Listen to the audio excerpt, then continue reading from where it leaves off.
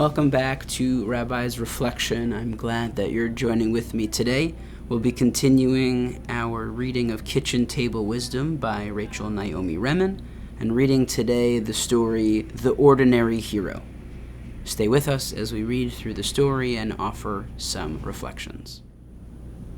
My uncle was a hero.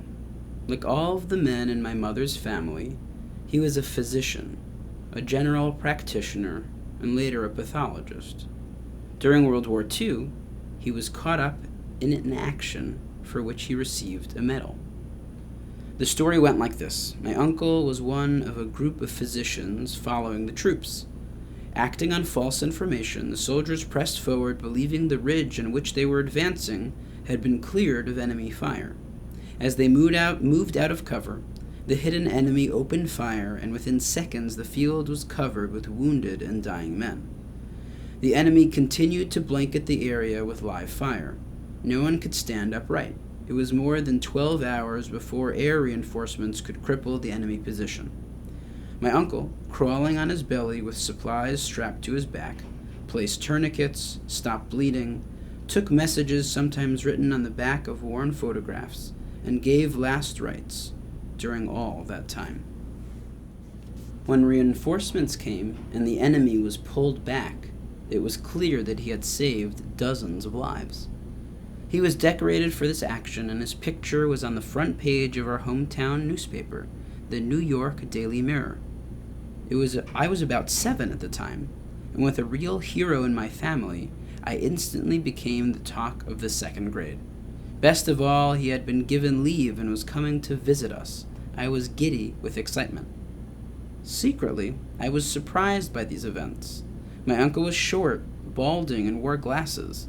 He even had a little potbelly. Perhaps he would look different now. But he didn't. Always a shy man, he seemed uncomfortable with all the fuss and uneasy as neighbor after neighbor came by to shake his hand. Finally, I found my moment. Climbing into his lap, I told him how brave I thought he was, and that I was sure he was never afraid of anything. Smiling, he told me that this was far from the case, that he had been more frightened than ever before in his life. Severely disappointed, I blurted out, "But why did they give you a medal then?" Gently, he explained to me that anyone who wasn't afraid in situations like war was a fool, and they don't give medals to people for being fools. That being brave does not mean being unafraid. It often means being afraid and doing it anyway. It was the first of the many teachings about courage I have received in my lifetime, and it meant a great deal to me. At the time, I was afraid of the dark and deeply ashamed about this. But if my uncle, who was a hero, was also afraid, then perhaps there was hope for me as well.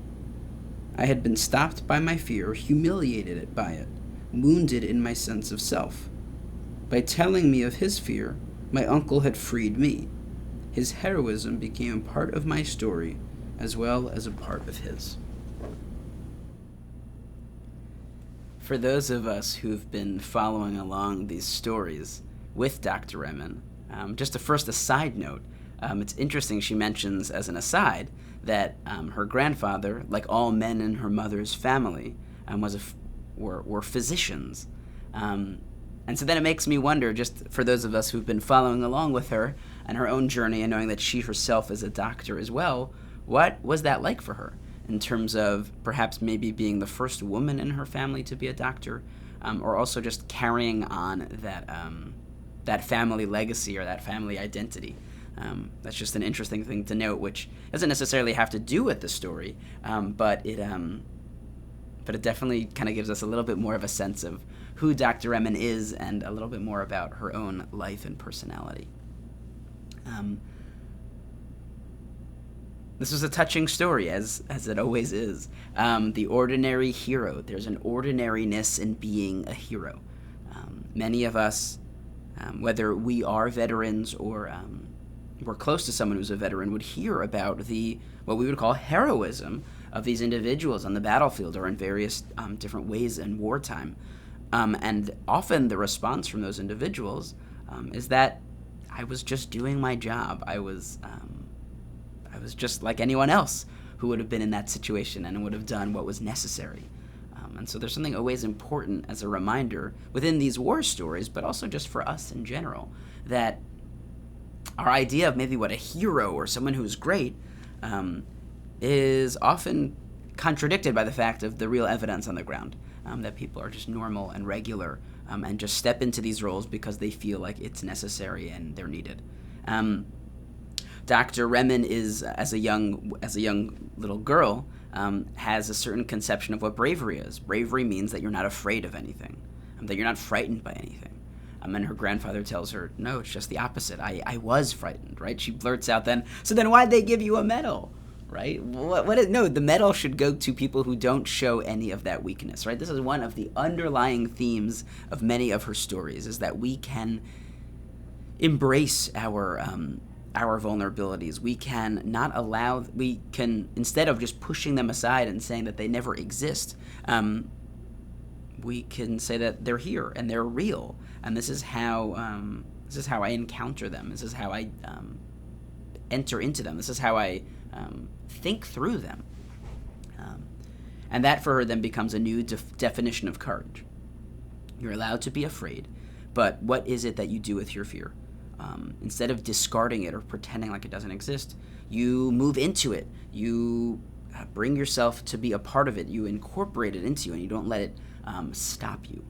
So I think that's a really beautiful message for all of us, regardless of whatever fears or things that we're afraid of, or things that might be blocking us. Instead of pushing them away, discarding them, pretending like they don't exist, ignoring them, trying to find ways around them, we actually think about them, we confront them, we encounter them, and we make our way into and through them. Okay. Well, thank you for joining me today. I hope that was a meaningful reflection for you, and we will be meeting again soon next week. And if not, hopefully I'll see you sooner. Okay. Have a great day, everyone.